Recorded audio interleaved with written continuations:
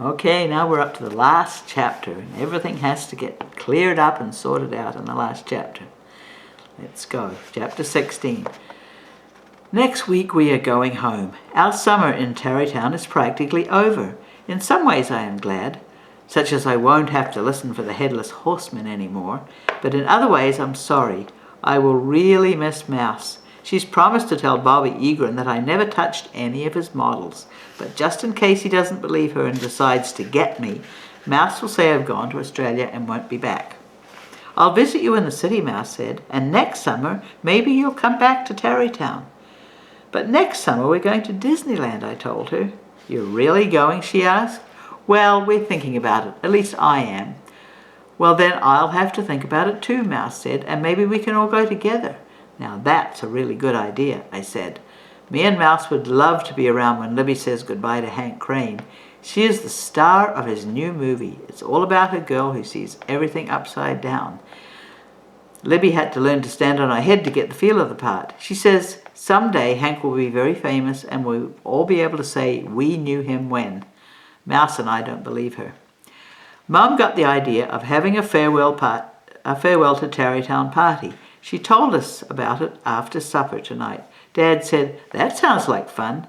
"Can I invite Mouse?" I asked. "Of course," Mum said. "We'll have the whole Ellis family." Then Libby asked, "Can I invite Hank and Marianne Markman?"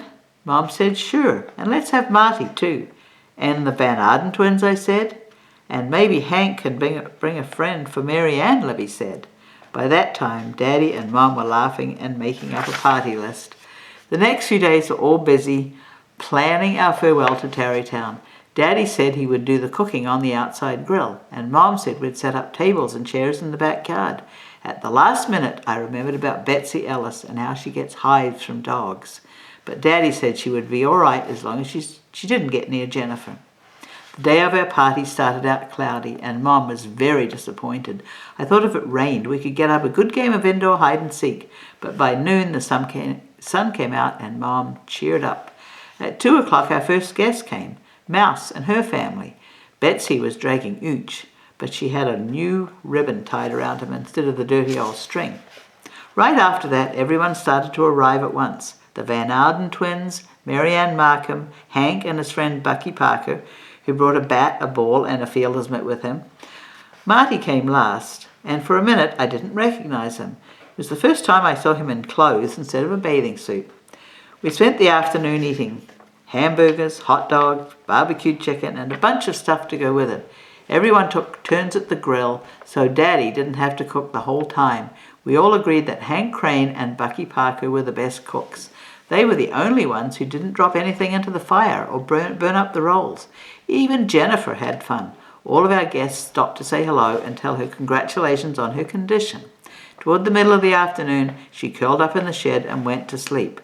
At 6 o'clock, Mom brought out the watermelons. Me, Mouse, and the twins took our plates and went off by ourselves. When we finished eating, Mouse said, "Now take 3 pits and stick them to your foreheads. Then give each pit a boy's name, and the one that stays on the longest is the boy you'll marry." Whoa, that's a funny way of picking a husband, isn't it? I couldn't think of one boy I might want to marry, so I named my pits Russ Bindle, Sam Sweeney, and Bobby Egrin. After Mouse, Sandra, and Jane named their pits, we all stood up and walked around with them stuck to our foreheads. As they dried, they fell off. Sam Sweeney fell off me first, then Russ Bindle, which left me with Bobby Egrin as the boy I would marry. And that was pretty funny because I don't even want to meet him, let alone marry him. Then Bucky Parker started throwing his baseball around, and pretty soon we divided into teams and started a game. Me, Mouse, Bucky, and Marty against Sandra, Jane, Libby, Marianne, and Hank. As soon as we got started, Betsy burst into tears. "I want to play too," she cried. Since our team only had 4 and the other team had 5, we got Betsy. When it was her turn to bat, all she did was stand there and laugh. Finally, Marty called her out on strikes. I struck out, swinging my first 2 times up, but the 3rd time I hit a fly ball toward first base, which Libby dropped. Before she could pick it up, I was safe at first, and that's when I noticed Jennifer's friend. He was running around in the bushes. He was practically next to me. I remembered the last time he saw me and what happened, so I stood very still and prayed that he would go away. "Why are you staring like that?" Libby asked me. "Jennifer's friend is back," I said. "Look." Libby turned around and saw him. She called, "Time out," and dove into the bushes after the dog. Then a man came into our yard calling, "Mumford, Mumford, here boy." When Jennifer's friend heard that, he ran out of the bushes and barked like crazy. Jennifer must have recognized his bark because she woke up and got so excited she wrapped herself around the tree. So Daddy had to chain her, and when he did, she took off and ran for her friend. Mrs. Ellis hollered, "Betsy, get into the house, hurry, or you'll get your hives." The man kept saying, "I'm terribly sorry, really I am. I had no idea you were having a party, and I don't know why he ran off like that." My father introduced himself to the man and said it was all right about his dog. Then the man told Daddy his name was Cyrus Beldridge and his dog was Mumford. Mom gave Beldridge a big piece of watermelon and Mr. Beldridge a big piece of watermelon and told him that Jennifer is going to be a mother and that Mumford is the father. Mr. Beldridge sat down saying, "Imagine that." While he ate his watermelon, Jennifer and Mumford sniffed each other. Mouse said, "Well now, the Egrons won't have any trouble naming the puppies. They can make up combinations of Jennifer and Mumford." "Like Jenny Mum," Jane said, or Mummifer, Sandra said. "How about Mumphy?" Mouse asked. "Or Jake?" Sandra laughed. "That's not a combination of Jennifer and Mumford," Mouse said. "But it sounds nice," Sandra told her. "Which one do you like best, Sheila?" Mouse asked. "Oh, I think I'll take Jake," I said. Then we all laughed some more.